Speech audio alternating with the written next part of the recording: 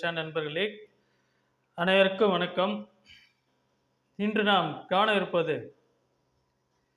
2ஆம் அதிபதியும் 11ஆம் அதிபதியும். 2ஆம் அதிபதி தனஸ்தானத்து அதிபதியும் 11ஆம் அதிபதி லாபஸ்தானத்து அதிபதியும் மற்றும் இதன் மூலமாக ஒரு ஜாதகர் மிகப்பெரிய பணக்காரர் எப்படி வருவார், மிகப்பெரிய வெற்றி பொருளாதாரத்தில் எப்படி வெற்றி அடைவார் என்று பார்ப்போம்.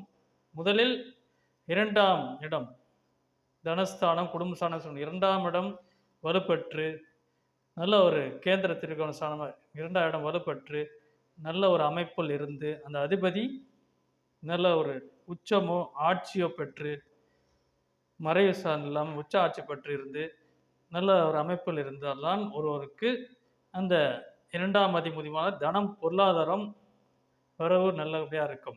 அதே போல் 11ஆம் இடம் என்ன சொல்ற லாபஸ்தானம். ஆக இந்த தன வரவு லாபம் இந்த 2 ஸ்தானமும் பரிவர்த்தப்பட்டிருக்கு ஒன்றுக்கொன்று. எந்த லக்னமாக இருந்தாலும் சரி, ஒருவருக்கு ஜாதகத்தில் 2ஆம் இடமும் தனஸ்தானமும் 11ஆம் இடமும் பரிவர்த்தனைப்பட்டிருந்தால் அவருக்கு மிகப்பெரிய பொருளாதாரத்தில் வெற்றியை கொடுக்கும். ஏனென்றால் அவர் மிகப்பெரிய தொழிலதிபரா பன்மடங்கு அந்த பொருளாதாரம் உயர்வு பல மடங்கு பெருகும். ஒரு தொழிலில் 2 தொழில் 3 தொழில் கூட இருக்கும். அவரோட லாபம் என்றது அந்த தொழில் மூலியமாக மிகப்பெரிய லாபத்தை ஈட்டுவார், மிகப்பெரிய பொருளாதாரத்தை அடைவார். ஆக 2, 11 இந்த 2 அதிபதிகளும் பரிவர்த்தனை பெற்றிருக்கும். எந்த லக்னமாக இருந்தாலும் சரி. ஆக ஒருவருக்கு பொருளாதார வெற்றி என்பது ஒரு ஜாதகத்தில் இறுதி வரை அவர் 2ஆம் அதிபதியும் 11ஆம் அதிபதியும் பரிவர்த்தப்பட்டிருப்பது நல்ல ஒரு அமைப்பில் இருப்பது.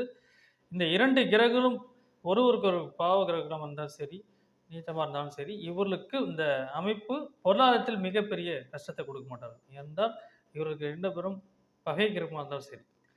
ஆக 2ஆம் அதிபதியும் 11ஆம் அதிபதியும் நன்கு அமைஞ்சு பரிவர்த்தனை பெற வேண்டும். உதாரணம் மேஷ லக்னம் எடுத்துக்கொண்டால் 2ஆம் அதிபதி சுக்கிரன், 11ஆம் அதிபதி சனி. ஆகவே சனி பகவான் அவர் 2இல் ரிஷபத்தில் இருந்து சுக்கிர பகவான் கும்பத்தில் இருந்தால் மிகப்பெரிய தனலாபத்தை ஈட்டு மிகப்பெரிய கோடீஸ்வரர் வருவார்.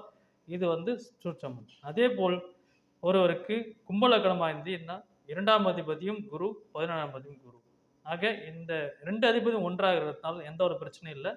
அவருக்கு எந்த ஒரு இது இல்லாமல் தடை இல்லாமல் பொருளாதாரத்தில் மிகப்பெரிய வெற்றி அடைஞ்சு மிகப்பெரிய தொழில் இருந்து பன்மடங்கு அவர் பொருளாதாரம் சொல்லவே இல்லை. மிகப்பெரிய மாபெரும் வெற்றி பொருளாதாரத்தில் கிடைக்கிறது. எப்பொழுதும் பணம் வந்து கொண்டே இருக்கும் அந்த ஒரு நபருக்கு. ஆக இது ஒரு சூட்சமாகும். இது கடக லக்னம் மட்டும்தான் ஒருவருக்கு 2ஆம் அதிபதி. ஏனென்றால் சூரியன் 11ஆம் அதிபதி கடகத்துக்கு பார்க்கும்போது 2ஆம் அதிபதி சூரியனும் 11ஆம் அதிபதி சுக்கிரன். ஆக இதில் சூரியன் 11இல் இருக்கலாம், ரிஷபத்தில் 11 இருக்கலாம். ஆனால் ரிஷபத்தில் சுக்கிரன் அதிபதி சிம்மத்தில் வர முடியாது. ஏனென்றால் இது சயின்டிஃபிக்காக மிக அருகாமையில் வர முடியாது. ஆகவே இது மட்டும்தான் கொஞ்சம் சிறு சிறு கஷ்டங்கள் கொடுப்பார்.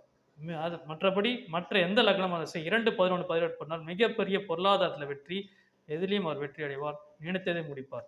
இதுதான் அந்த மிகப்பெரிய கோடீஸ்வரர் வரவதற்கு இந்த 2, 11 அதிபதி தனஸ்தானமும் லாபஸ்தானமும் நன்கு அமைந்து இருந்தால் ஒரு ஜாதகத்தில் எப்பொழுதும் பன்மடங்கு பொருளாதார வெற்றி பெற்று பணவரன்றது நம்ப முடியாத அளவுக்கு மிகப்பெரிய பணம் வந்து கொண்டே இருக்கும்.